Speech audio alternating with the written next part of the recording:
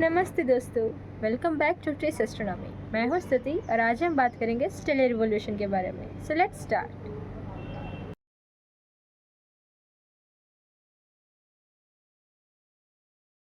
सबसे पहले समझते हैं स्टेलर रिवोल्यूशन होता क्या है। स्टेलर रिवोल्यूशन यानी कि एक स्टार अपने पूरी लाइफ टाइम में क्या क्या चेंजेस से जाता है, यानी कि उसकी बर्थ कैसे होती है, उसकी डेथ कैसे होती है, उन दोनों चीज़ों के बीच में क्या क्या होता है, उसकी पूरी लाइफ में क्या होता है, ये सब स्टेलर रिवोल्यूशन से होता है।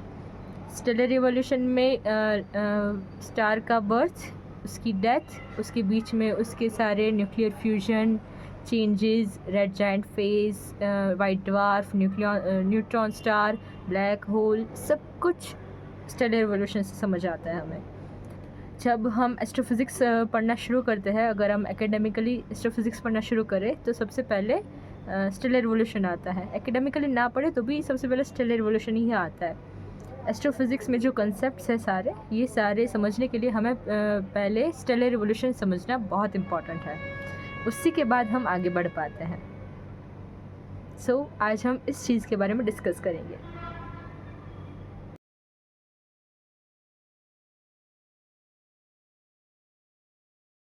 How are stars born?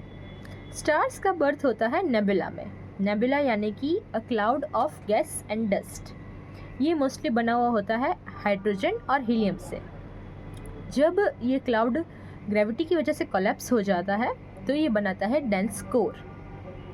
Gravity की वजह से ये खुद में ही कोलैप्स होता है, जिससे ये एक डेंस कोर बनाता है। डेंस कोर यानी कि छोटी साइज़ का होता है, नेबुला से छोटा होता है वो। तो फिर ये कोर कॉन्ट्रैक्ट होता है।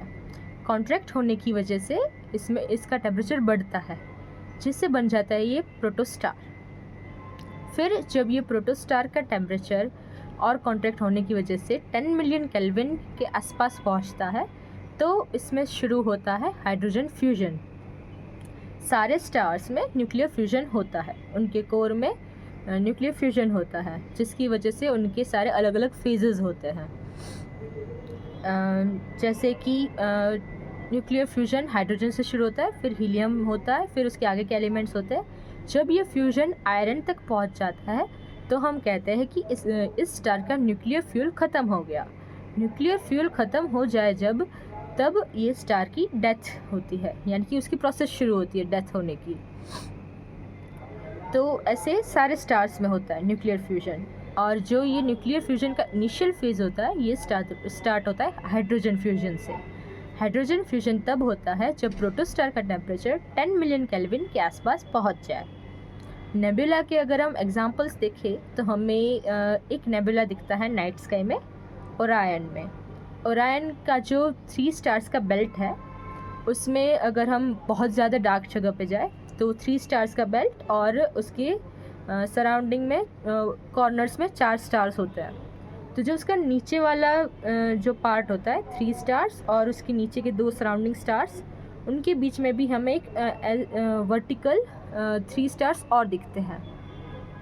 उसमें से जो एक यहाँ पे होता है 2 सराउंडिंग स्टार के पास, फिर एक और होता है, और फिर लास्ट वाला 3rd स्टार होता है 3 स्टार्स की बेल्ट की साइड। वो बहुत डिम होता है। जो ये लास्ट वाला 3rd स्टार होता है, ये बहुत कम दिखता है, बहुत ज़्यादा डार्क जगह पे जाओ तो ही दिखता है। तो ये जो लास्ट वाला 3rd वाला स्टार है, ये स्टार नहीं है, ये एक नेबुला है।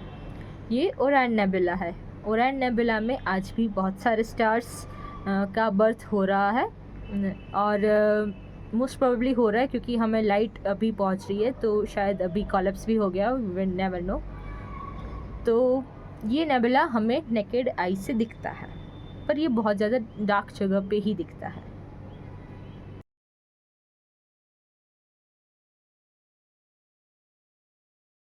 मेन सीक्वेंस फेज, जब स्टार के कोर में हाइड्रोजन फ्यूजन चल रहा होता है, उस टाइम पे उसे हम कहते हैं मेन सीक्वेंस फेज। इस टाइम पे स्टार के कोर में हाइड्रोजन टू हीलियम फ्यूजन हो रहा होता है। ये सारे स्टार्स इस फेज़ में ये फेज़ सबसे लॉन्ग होता है सारे स्टार्स में, यानी कि स्टार्स अपने लाइफ टाइम का काफ़ी टाइम सिर्फ इसी फेज़ में निकाल देते हैं। जैसे कि हमारा सन है, हमारे सन का main sequence phase 10 billion years का है। अभी हमारा सन मेन सीक्वेंस फेज में है, जिसके बाद ये रेड जायंट बनेगा।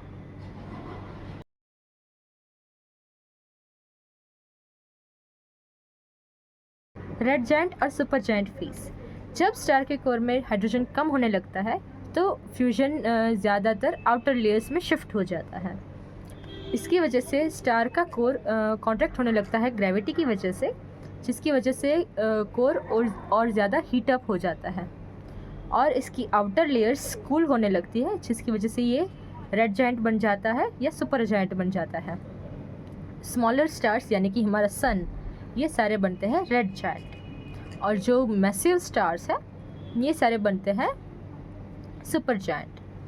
तो फिर इस टाइम पे जब हाइड्रोजन ख़त्म हो गया तो अब बचा helium.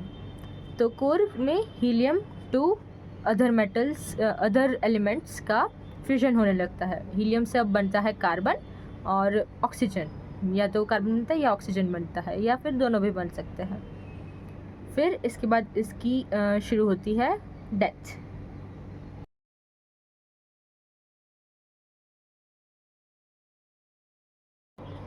End of the left.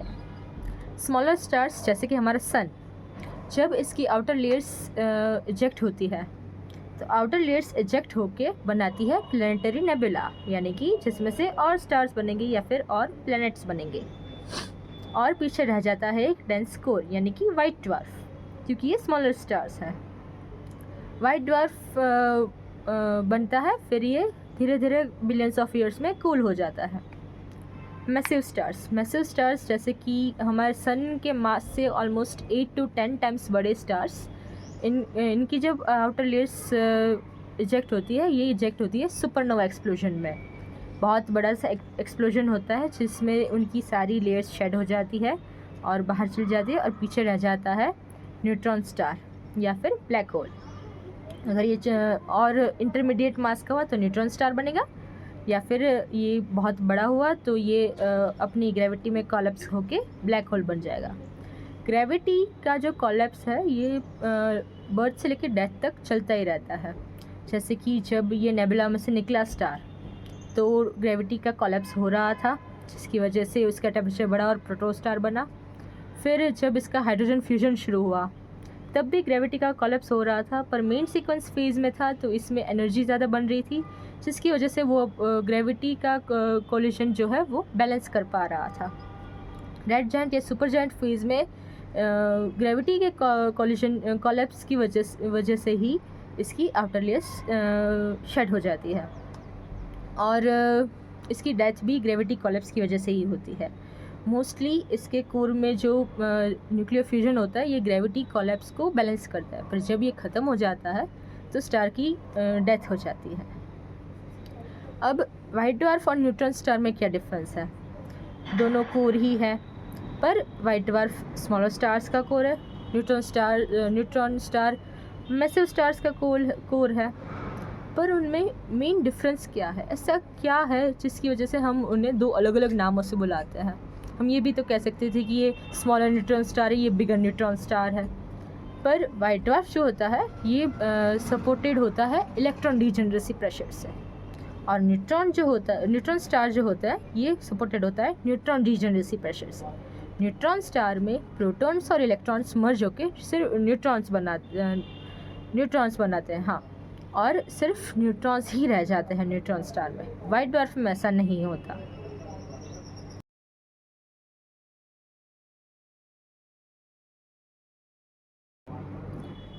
Stellar nucleosynthesis fusion process की वजह से काफ़ी सारे एलिमेंट्स क्रिएट होते हैं। पहले स्टार्स फ्यूज़ करता है हाइड्रोजन टू हीलियम, फिर इनकी वजह से प्रोड्यूस होते हैं कार्बन, ऑक्सीजन और आयरन। और सुपरनोवा की वजह से क्या होता है? सुपरनोवा जब एक्सप्लोजन होता है तो इसमें से गोल्ड, सिल्वर, यूरेनियम ऐसी सारी एलिमेंट्स बाहर के इंटरस्टेलर मीडियम में चली जाती हैं, जिसकी वजह से नेक्स्ट जनरेशन ऑफ स्टार्स और प्लैनेट्स एनरिच हो जाते हैं।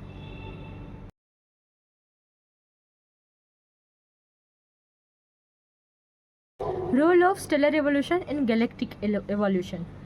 जैसे ओल्डर स्टार्स जब मर जाता है तो उनके रेमनेंट से न्यूअर स्टार्स बॉर्न होते हैं। ये जो साइकिल चलती है स्टेलर बर्थ और डेथ की, इसकी वजह से गैलेक्सीज़ का एवोल्यूशन होता है। जैसे जैसे स्टार्स मरते हैं तो ये हैवी एलिमेंट्स रिलीज़ करते हैं, जिसकी वजह से गैलेक्सीज़ में जिसकी वजह से गैलेक्टिक एवोल्यूशन होता है, और इसकी वजह से ये इम्पेक्ट करता है प्लैनेट्स और लाइफ को।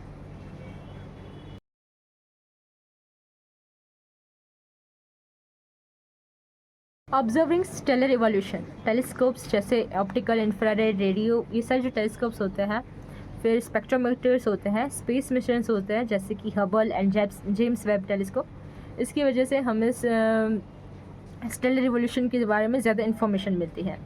स्टेलर एवोल्यूशन की इन्फॉर्मेशन से हम गैलेक्टिक एवोल्यूशन और यूनिवर्स के सारे चेंजेस के बारे में ज़्यादा इन्फॉर्मेशन ले पाते हैं।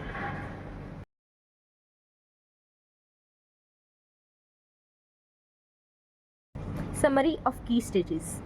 स्टार्स का बर्थ होता है नेबुला से, जिसके बाद ये बनते हैं प्रोटोस्टार। प्रोटोस्टार के बाद जाते हैं ये मेन सीक्वेंस फेज़ में, जहाँ पे हाइड्रोजन टू हीलियम फ्यूजन शुरू होता है, और ये ग्रेविटी कॉलेप्स को यहाँ पे बैलेंस कर रहे होते हैं, क्योंकि एनर्जी प्रोड्यूस हो रही होती है फ्यूजन की वजह से। इसके बाद ये जाते हैं रेड जायंट या सुपर जायंट फेज़ में, जब हाइड्रोजन ख़त्म हो जाता है और हीलियम टू नेक्स्ट एलिमेंट्स का फ्यूजन शुरू हो जाता है। इस फेज़ में आउटर लेयर्स कूल होती है। नेक्स्ट फेज़ डेथ का जो आता है, उस टाइम पे आउटर लेयर्स इजेक्ट हो जाती है, पीछे रह जाते हैं उनके कोर में स्मॉलर स्टार्स का वाइट ड्वार्फ बनता है, मैसिव स्टार्स का बनते हैं न्यूट्रॉन स्टार या फिर ब्लैक होल। और स्टेलर न्यूक्लियोसिंथेसिस, पहले हाइड्रोजन टू हीलियम फ्यूजन होता है, फिर कार्बन या ऑक्सीजन तक होता है, और मैसिव स्टार्स के लिए जाता है आयरन तक, तब जाके उनका न्यूक्लियर फ्यूल ख़त्म होता है और फिर इनकी होती है डेथ। स्टेलर एवोल्यूशन एक बहुत बेसिक कंसेप्ट है, पर ये बहुत इम्पॉर्टेंट है। ये काफ़ी इजी है अकॉर्डिंग टू मी, और ये बहुत ज़्यादा यूज़ होता है एस्ट्रोफिज़िक्स में। एस्ट्रोफिज़िक्स के जो भी सारे कंसेप्ट्स हैं वो सारे हमें पहले स्टेलर एवोल्यूशन समझने के बाद ही समझ आते हैं। स्टेलर एवोल्यूशन से हमें पता चलता है कि कितने भी बड़े स्टार्स हो, कुछ भी हो, सबकी एक बार लास्ट में डेथ होनी ही है, और सारे एलिमेंट्स जो हमें आज तक मिले हैं, कहीं पे भी अर्थ पे, बाहर कहीं पे भी, ये सारे स्टार्स के कोर में बने हैं। तो फ्रेंड्स, आपको स्टेलर एवोल्यूशन कैसा लगा मुझे ज़रूर बताइए। मिलते हैं नेक्स्ट वीडियो में नए सेलेस्टियल बॉडीज़ के साथ। Till then keep looking up and stay curious. So friends, अगर आपको न्यूट्रॉन स्टार्स के बारे में ज़्यादा जानना है तो आप मेरे प्रीवियस वीडियोस देख सकते हैं। आज जेमिनी कॉन्स्टेलेशन में मून मार्स कंजंक्शन है। हमें आज नाइट स्काई में मून मार्स जेमिनी में, उसके साथ कैस्टर पोलक्स स्टार्स दिखेंगे जो जेमिनी के हैं, और जुपिटर दिखेगा टॉरस कॉन्स्टेलेशन में। आज जितना क्लोज है मून और मार्स, इतने ये कल नहीं होंगे, तो आज आप ये स्पॉट कर सकते हैं। आज डेट है 8 मार्च 2025, तो आज आप ये स्पॉट करिए और मुझे बताइए कैसा लगा। कल मैं इसी पे बनाऊंगी वीडियो और इसी पे ज़्यादा समझाऊंगी कि एस्ट्रोपोलक्स कैसे स्टार्स है, जेमिनी में कितने स्टार्स है, कैसे बनते हैं, उनका शेप क्या है, उनकी सिग्निफिकेंस क्या है, हिस्टोरिकल सिग्निफिकेंस, और इसी पे हम कल ज़्यादा डिस्कस करेंगे। सो फ्रेंड्स, मिलते हैं नेक्स्ट वीडियो में। Keep looking up and stay curious.